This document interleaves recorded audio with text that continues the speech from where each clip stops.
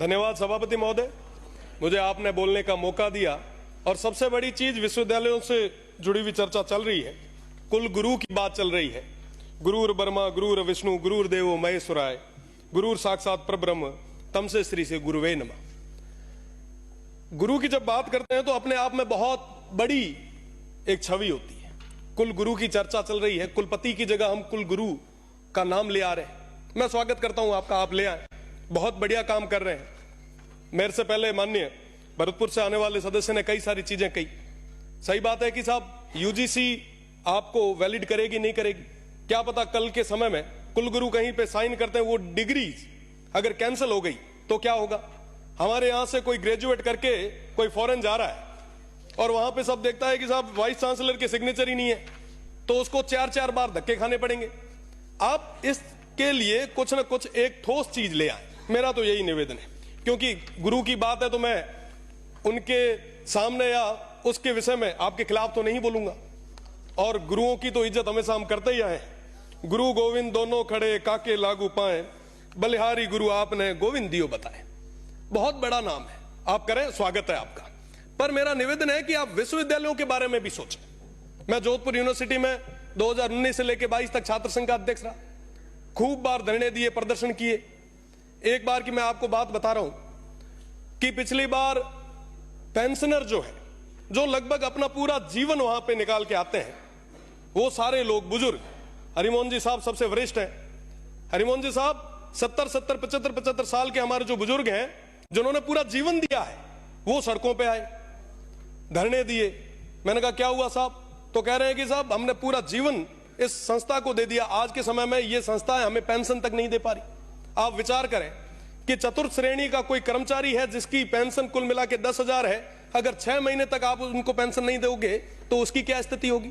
होली दिवाली हमारे लिए गई है, हमारे लिए तो खूब सारे लोग आते होंगे मिठाइयां लेके, उनके लिए, उनके बच्चों के लिए, पोतों के लिए मिठाई कौन ले जाएगा, क्या स्थिति होगी। तो कहीं ना कहीं फाइनेंशियल क्राइसिस के अंदर हमारी सारी यूनिवर्सिटीज फाइनेंशियल क्राइसिस से गुजर रही है।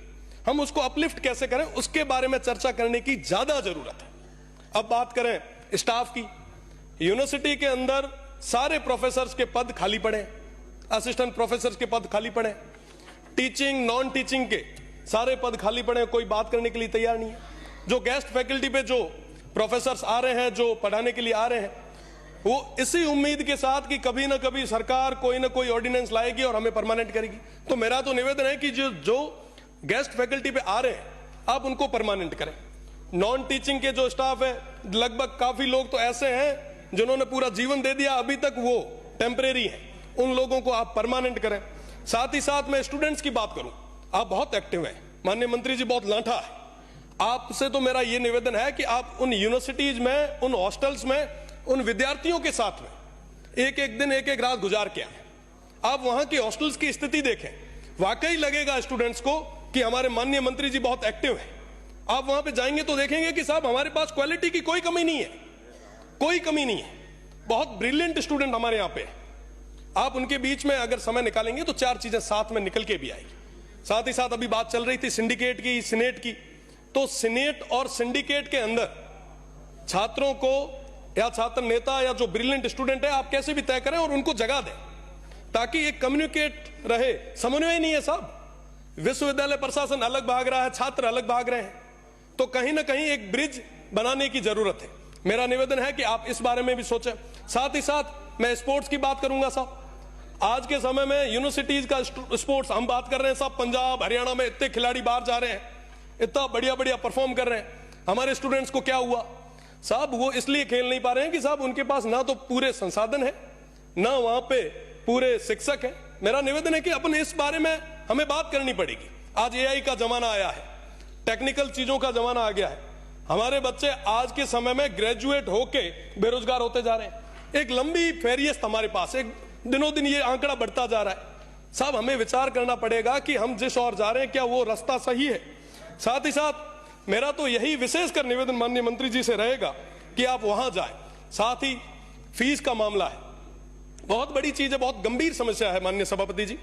मैं उस छात्र संघ का अध्यक्ष भी रहा, छात्रों के बीच में काम करने का मुझे मौका भी मिला।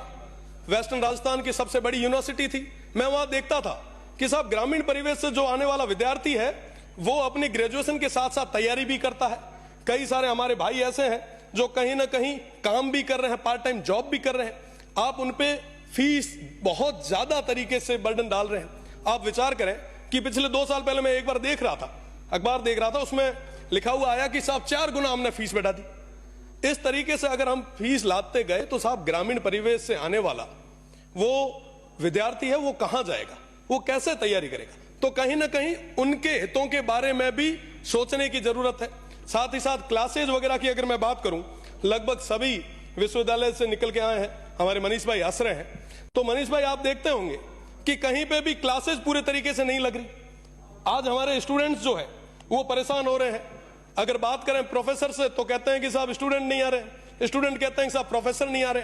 तो ये जो सिस्टम है इसको सही करने की जरूरत है।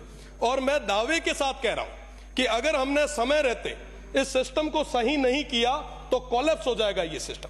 आज के समय में हम यहाँ पे जितने भी सदस्य बैठे हैं, कई सारे हमारे जो वरिष्ठ सदस्य है वो छात्र संघ से जीत के आए हैं और निश्चित रूप से छात्र संघ चुनाव जो है वो बहुत ज्यादा जरूरी। मैं सभापति महोदय आपके माध्यम से सरकार का ध्यान आकर्षित करना चाहूंगा, अगर छात्र संघ चुनाव नहीं होते तो पश्चिमी क्षेत्र के, पश्चिमी राजस्थान के उस रेगिस्तानी क्षेत्र से निकल के मेरा जैसा एक जो मध्यम परिवार से आने वाला विद्यार्थी है वो यहाँ पे नहीं बैठ पाता। तो निश्चित रूप से आप लोग भी सारे लगभग हम एक लोअर मीडियम फैमिली से आते हैं।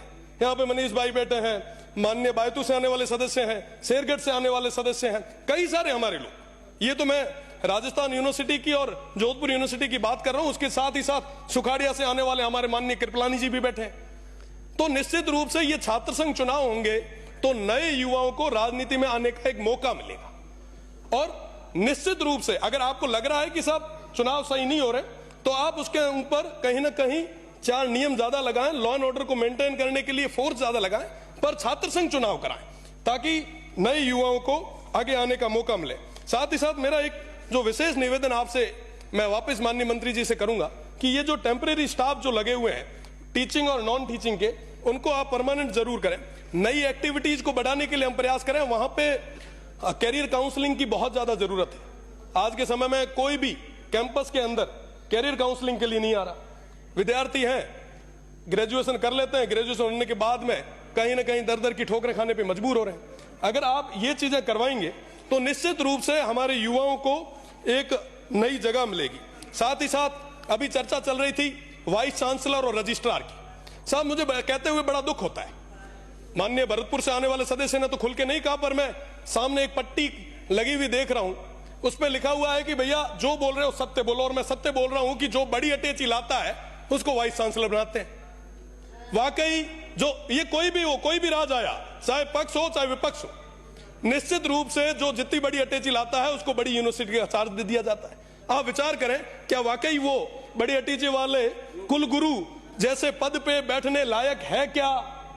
आप साहब बात करें रजिस्ट्रार की, कुलपति की, साहब ये तमाम लोग जो हैं इनको तो विश्वविद्यालय में अपना टेन्योर निकालना है।